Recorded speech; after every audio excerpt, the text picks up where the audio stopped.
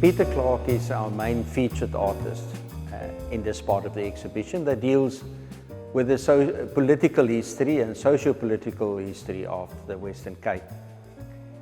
Peter Clarke was a multi-talented artist. He was an excellent poet and writer. He was a very good organizer. He was an activist, and above all, he was an artist.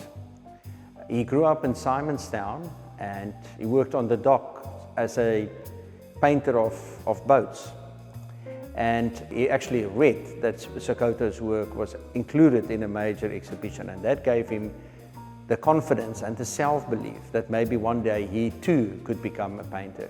We have a number of important works by Peter Clarke here. In the center of the room is the mourner, a man standing with great dignity, holding a bunch of flowers, very sort of soulful present, but behind him the sky is alive in a very threatening clouds, a lot of energy behind him, which sort of hints at the suppressed anger.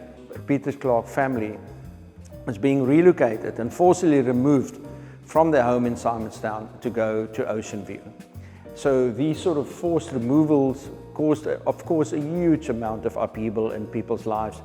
It must have been an absolutely horrendous and very, very difficult time. And he captures the anxiousness and the loss that people experienced at that time very beautifully in those works. What is so amazing about these two paintings for me are the sort of almost Munchian color scheme that he uses that reminds you of The Scream, the very famous painting by Edward Munch. And I think clearly Peter Clarke references that work in the colors that he used to depict these really, really difficult moments. He spent quite a lot of time in Tesselasdal and a rural community outside of Caledon.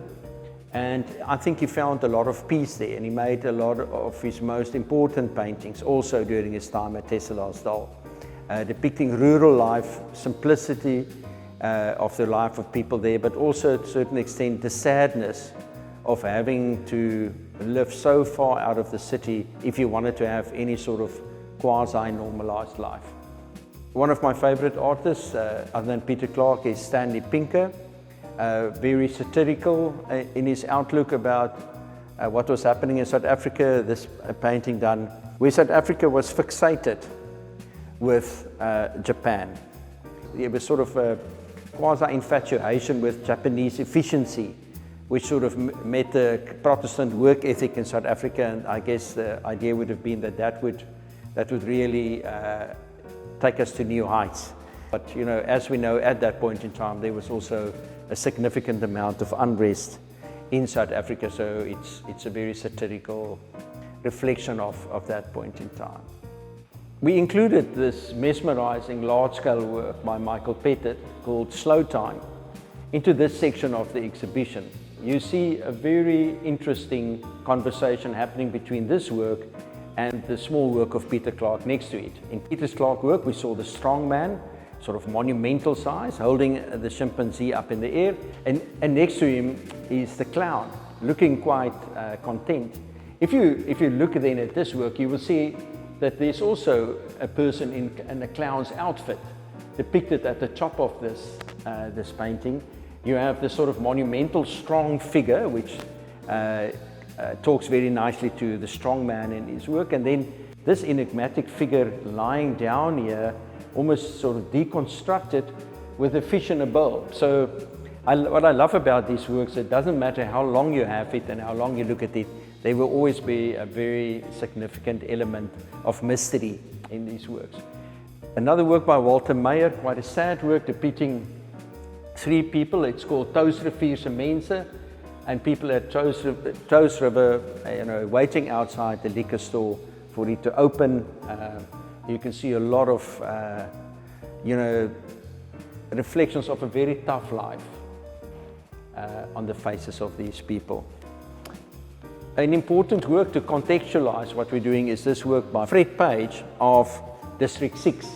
Fred Page was an Eastern Cape-based artist. He used Joe Wolpe as a dealer in Cape Town, and he came here quite often. And this is a beautiful drawing that he made, a pen and ink drawing of District 6 in the process of being demolished. And it is something really very sad about this, and he captured the bleakness of these dilapidated, now empty, soulless buildings very beautifully in this black and white color theme that he employed.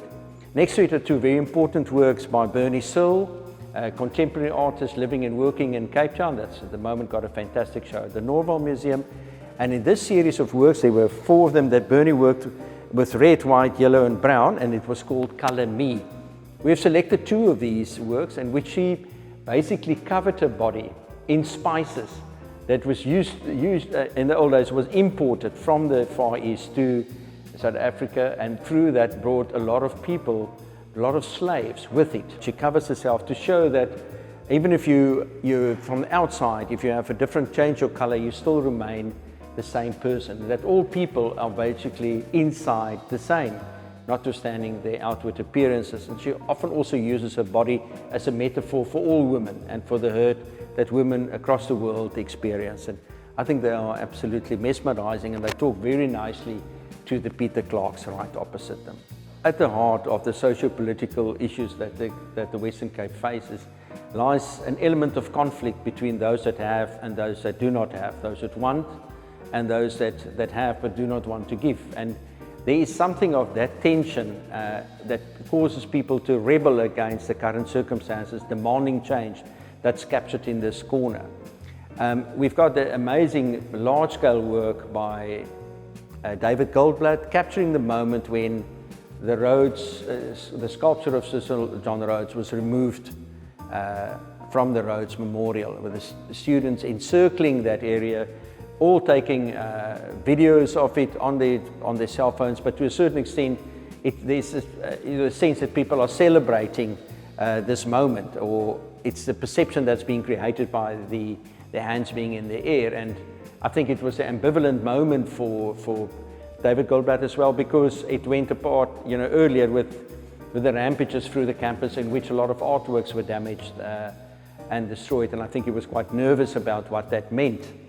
I enjoy putting that next to this work by Simon Stone called The Soldier Who Lost His Rifle, and references the Boer War at the start of the previous century, where one can sense that this person is here to fight a war in a foreign land that he's got no real personal reason to be involved in, and all that he really wants to do is get back to his love back home.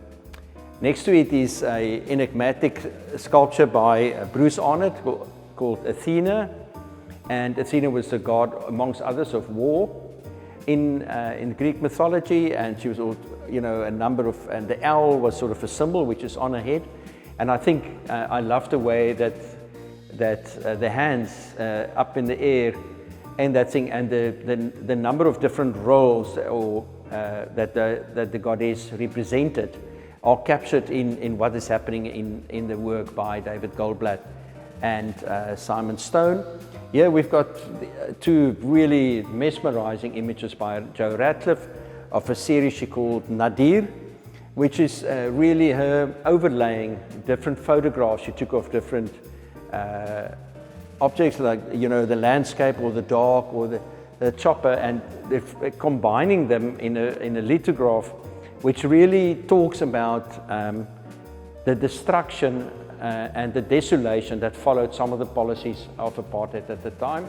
You can see it's almost like what we call dystopian landscapes, and these dogs were left there to fend for themselves. They became feral, they were quite aggressive, and they sort of owned that landscape. And one can see in them that anger and anxiety, the feral quality that's sort of really come to the fore in these sort of wastelands that were left after people were removed there or incarcerated in particular areas. So very powerful work, and it contrasts very strongly then with the main work on this side, which is this very thoughtful and quiet depiction of Nelson Mandela in 1994, when he went back to Robben Island, back to his cell, staring out of the window, and there's a sense of quiet accomplishment that is captured in this photograph, and a man on a mission who at peace with what he's done. And I think it's fascinating to look at Mandela at that time, and you contrast it with the Rhodes Must Fall movement